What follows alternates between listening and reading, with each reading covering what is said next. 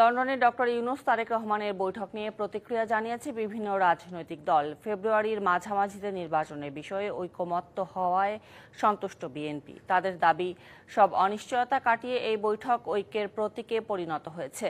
আর বিদেশে গিয়ে এ ধরনের সিদ্ধান্ত জুলাই অভ্যুত্থানের পরিপন্থী বলে মত এনসিপির। প্রধান উপদেষ্টা ও বিএনপির ভারপ্রাপ্ত চেয়ারম্যানের বৈঠক ঘিরে সবার দৃষ্টি ছিল লন্ডনে। বৈঠক শেষে এ নিয়ে প্রতিক্রিয়া দেয় বিভিন্ন রাজনৈতিক দল।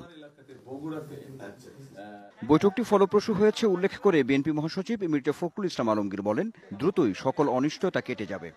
নির্বাচন ঘোষণা করা হয়েছে আপনার এপ্রিলে, যেটা প্রধান উপদেষ্টা ঘোষণা করেছেন, সেটা উপযুক্ত সময় নয় বিধায় তাকে পিছিয়ে নিয়ে আসা, এবং সেই ক্ষেত্রে আমরা অত্যন্ত আনন্দের সঙ্গে করে জাতি আনন্দের সঙ্গে লক্ষ্য করলো যে আপনার এইটাতে প্রধান উপদেষ্টা সম্মত হয়েছেন এবং তারা